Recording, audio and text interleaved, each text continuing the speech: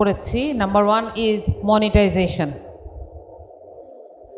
টাকার জন্য আমরা নিজের প্রাইভেসিকে বিক্রি করে দিয়েছি, নিজের পরিবারের প্রাইভেসিকে বিক্রি করে দিয়েছি। এখন যখন বেচার আর কিছু ঘরের মধ্যে নাই, তখন মানুষকে বিক্রি করি।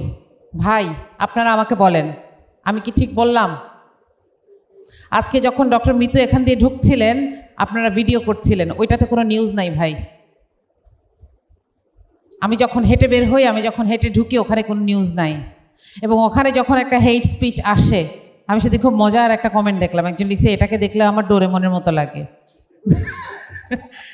হাসি আসে, আমার কিন্তু তখন হাসি আসেনি। এবং এই কথাগুলো আবার আপনাদের ভাল লাগে, কারণ যত এই ধরনের কথা আসবে আপনার ভিউ বাড়বে। এই জন্য আপনাদের মধ্যে যখন আমি আমার কোনো বোনকে দেখতে পাই, আমি তখন নিশ্চিন্ত হই। আমি এখানে আজকে মনে হয় 3 জন মেয়েকে দেখলাম, আমার ভাল লাগে যে অন্তত আমাদের কথা তো আপনাদের বিশ্বাস হবে না বা গায়ে লাগবে না, অন্তত আপারা আপনাদেরকে হয়তো কিছু বলতে পারবেন। আপনারা নিশ্চয়ই বুঝতে পারছেন, আমি আপনাকে বলছি না, আপনাদেরকে বলছি।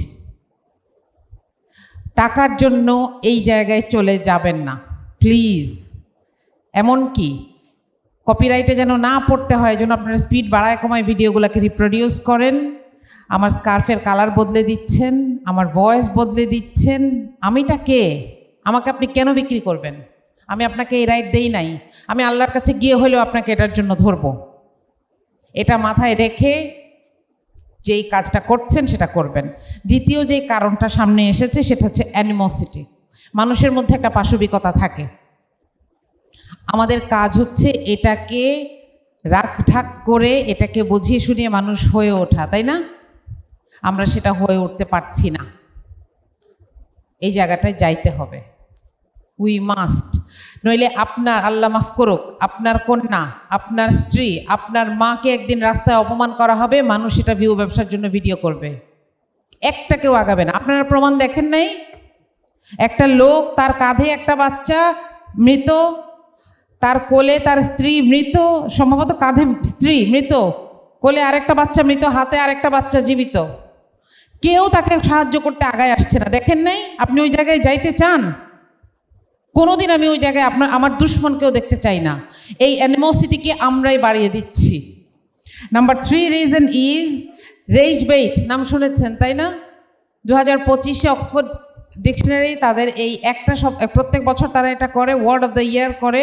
2025-এ এটাকে করেছে যে আরেকজনকে একটু খেপিয়ে দিয়ে নিজের ভিউ বাড়ানো। আপনারা শুনলে অবাক হবেন, আমাদের এমন টকশোতে যান, এমন মানুষও আছেন যারা প্রোগ্রামের শেষে বলে, আপা একটু ঝগড়া করলে ভিউ বাড়ে। তখন এরা আমাদেরকে আবার ডাকবে। আল্লাহু আকবার। মানে সে আমাকে বলছে যে আপনি একটু কথায় পিছলায় যায় না, আমার সাথে অনেয়ার একটু ঝগড়া করেন। এরপরে আমি ওই চ্যানেলকে বলে আসছি, আমাকে আর এই লোকের সাথে ডাকবেন না। আমি আগে এটা ব্লক করতাম না, কিন্তু আজকাল এইভাবেও মানুষকে, শুধু ভার্চুয়ালি না, রিয়েল লাইফেও এভাবে ব্লক করতে বাধ্য হচ্ছি।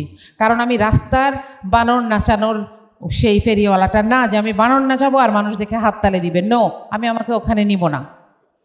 এটা তো কারণ বললাম। সলিউশন কেমনে হবে এটা আমরা সবার কাছ থেকে শুনেছি। আমি একটু সাম আপ করি, আপনাদের ধৈর্য যেন শেষ না হয়ে যায়। নাম্বার 1 ইজ সমস্যাটাকে সমস্যা হিসেবে আইডেন্টিফাই করেন, সমস্যাটাকে দলীয়করণ করবেন না। আজকে যদি জাইমা রহমান আমার অপোজিশনে, আজকে যদি জাইমা রহমানকে নিয়ে একটা কার্টুন দেখলে আমার মনে হয় দিছে ভালোই হয়েছে, তাহলেই শেষ, আমি হেরে গেলাম। আজকে যদি বিএনপির কারোর আমার একটা ভিডিও দেখলে মনে হয় ভালো হয়েছে, খুব না পটপট করে, একদম উচিত মতো দিছে, তাহলে আমি হেরে যাচ্ছি। আমরা সমস্যাকে সমস্যা হিসেবে দেখতে হবে, এবং ওইটা আদার সাইড, বেড়ার এই সাইডে আমরা সবাই। এই জায়গায় যতদিন না দাঁড়াতে পারবো ততদিন আমি সমাধান পাবো না। আমার যেই কর্মী আমাকে এসে বলবে যে আজকে তো দিয়েছি একটা মিম বানায় দেখেন, তো আমি এখানে গিয়ে একটা হাহা দিলাম, সে মনে করবে যে তাইলে এটা জায়েজ, অপরপক্ষকে করা এটা ঠিক, তাই না? আমি যেন তার কানের উপর 2টা দিয়ে বলতে পারি যে বন্ধ করো, ওইটাও একটা মানুষের ইজ্জত। এবং পার্সোনালি, দলীয়গতভাবে কেউ অন্তত আমাকে এই জায়গায় ব্লেম করতে পারবেন না ইনশাআল্লাহ। আমি জাইমা রহমানের সাথে যখন ঘটনাগুলো ঘটেছে আমি লিখেছি, এবং এটা আজকে থেকে না, 5 অগস্ট যখন মেয়েদের পার্সোনাল কাপড়গুলো নিয়ে রাস্তায় দেখানো হচ্ছিল, মানুষ ফুর্তি করেছিল, আমি সেটার বিরুদ্ধে কথা বলেছি। আমি একটা রেজিমকে অপোজ করতে পারি, কিন্তু একটা মানুষের মানবিক সম্মান আমার কাছে সবসময় ইম্পর্ট্যান্ট। এটা আপনাকে মাথায় রাখতে হবে, এখানে একমত হইতেই হবে। এটা হচ্ছে সমাধানের প্রথম ধাপ। দ্বিতীয়টা হচ্ছে আইন আছে, এখানে আমরা অনেকগুলো কথা শুনেছি, আইনের বাস্তবায়ন লাগবে, এটাও আমরা শুনেছি। কিন্তু ভাই আমি বলবো, আমাদের মেয়েদেরকে বলবো যে চামড়াটা একটু মোটা করতে হবে। ডাব গাছে কেউ ঢিল দিয়ে ডাব পারতে পারে না, সাহসও করে না। কেন? কারণ ওটা টু হাই টু রিচ, ওইখানে যেতে হবে। এত পাত্তা দিয়েন না। কেউ কথা বললে আমি যখন কান্না করি তো সে তো খুশি যে সে আমাকে আঘাত করে, অনেক মজা লাগবে তার।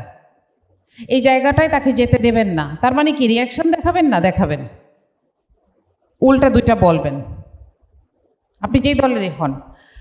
তৃতীয়ত হচ্ছে যে, এবং এটাই শেষ কথা, সেটা হচ্ছে দেখেন আজকের এই গ্যাদারিংটাকে দেখেন, আপনারা একটু মনোযোগ দিয়ে দেখেন। এখানে সীমা আছে, এখানে একটু আগে সাবিকুন ছিল, দুই এক্সট্রিমের পোশাক পরা, তাই না? এটাই বাংলাদেশ। আপনার মানতে কষ্ট হইতে পারে, কিন্তু এটাই বাংলাদেশ।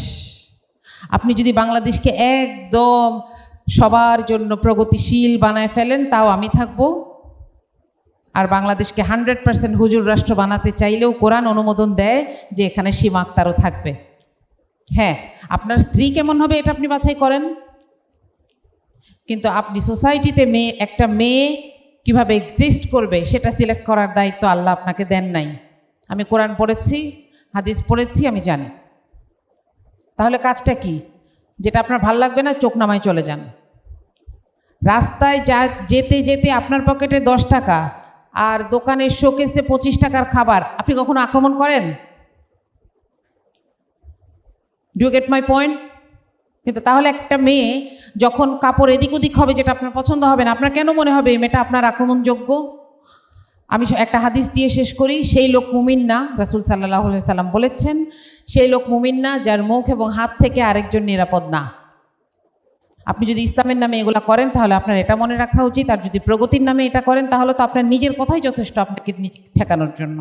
আপনাদের সবাইকে ধন্যবাদ। আসসালামু আলাইকুম।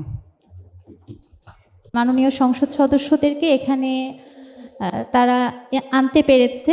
আমাদের যে চাওয়া পাওয়াগুলো আছে এগুলো আমরা সরাসরি জাতীয় পর্যায় পর্যন্ত পৌঁছাতে পারছি, এই ব্যবস্থা করেছে ডাকসু, সেজন্য ধন্যবাদ জ্ঞাপন করছি। এতক্ষণ যাবৎ আমরা ভিকটিমদের বিভিন্ন বিষয় শুনেছি। আমার পাশে যে আপু বসে আছেন তার কাছ থেকেও কিছু বিষয় শুনেছি, যে এই যে অনলাইন হ্যারাসমেন্ট, এর ফলশ্রুতিতে মানুষের অবস্থা আসলে কোন পর্যায়ে যেতে পারে। মানে শুধুমাত্র সেই ব্যক্তি যে ক্ষতিগ্রস্ত হচ্ছে এমন না, পুরো পরিবার ক্ষতিগ্রস্ত হচ্ছে, নানা দিক দিয়ে ক্ষতিগ্রস্ত হচ্ছে। এবং নারীদের ইস্যুটা তো বাংলাদেশের সামাজিক প্রেক্ষাপটে একটু সেন্সিটিভ। সেই জায়গা থেকে যখন মিথ্যা একটা তথ্য প্রচারিত হয় বা তাকে নিয়ে ক্রমাগত বুলিং করা হয়, এর একটা প্রভাব তার ব্যক্তি জীবনেও পড়ে। তো সামগ্রিক পরিস্থিতিতে একদম মহামারী আকার ধারণ করেছে সাইবার বুলিং বা অনলাইন হ্যারাসমেন্টের বিষয়টা। তো আমার দুই দিক থেকেই আমি এই বিষয়টা উপস্থাপন করতে চাই, যে কিভাবে আমরা একটু ভূমিকা পালন করতে পারি এই হ্যারাসমেন্ট বন্ধের জন্য। দুইটা প্রসেস হতে পারে, একটা অনলাইন প্রসেস আর একটা অফলাইন বা বাস্তবিক প্রসেস। তো অনলাইনের ক্ষেত্রে আমার যে বিষয়টা মনে হয়েছে, এখানে আমাদের মাননীয় সংসদ সদস্য দুইজন উপস্থিত আছেন। আমি আমার অবস্থান থেকে তাদের কাছে অনুরোধ করব যে বাংলাদেশের পক্ষ থেকে ফেসবুক কর্তৃপক্ষের কাছে চিঠি পাঠানো, তাদের সেটিংসে কিছু পরিবর্তন আনা যায় কিনা। জুমা তার কথায় বলেছে, বাংলাদেশে যেখানে এআই ইউজ করে ভুয়া ফটোকার্ড বা অশ্লীল কিছু ছবি ভিডিও বানানো হয়, সেখানে এআইকে ইউজ করেই হেট কমেন্ট বা বট আইডি আমরা যেটা বলি, এগুলো খুব সহজেই ডিটেক্ট করা যায়। বা ফেসবুক কর্তৃপক্ষ যদি চায় তাহলে কিছু ইনপুট সফটওয়্যারকে দিতে পারে, যেগুলো অটোমেটিক ডিটেক্ট করা যাবে। এমন হতে পারে যে হেট কমেন্ট বা যে বিষয়গুলো খুব বেশি নোংরা, সেগুলো অটোমেটিক্যালি ডিটেক্ট হয়ে সেই আইডিকে ব্লক করে দেয়া হচ্ছে বা সেই আইডি ডিসেবল করে দেয়া হচ্ছে। এই সেটিংস অন করা যায় কি না, তাহলে খুব সহজেই মানে অনলাইনের মাধ্যমে এই আইডিগুলোকে ডিসেবল করে দেয়া যাবে। যেমন 2025 সালের 14ই জুলাই ফেসবুক কর্তৃপক্ষ থেকে একটা নিউজ বের হয়েছিল যে তারা প্রায় 1 কোটি অ্যাকাউন্টকে ডিসেবল করে দিয়েছিল বিভিন্ন কারণে।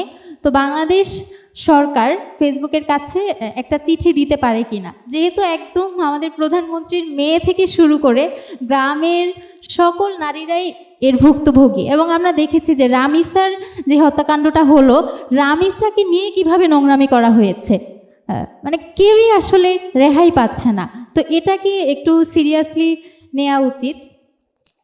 তারপর সহজ রিপোর্টিং ও ব্লকিং ব্যবস্থা, এবং অনলাইনের ক্ষেত্রে মিডিয়ার ভূমিকাও একটু সচেতন হওয়া দরকার।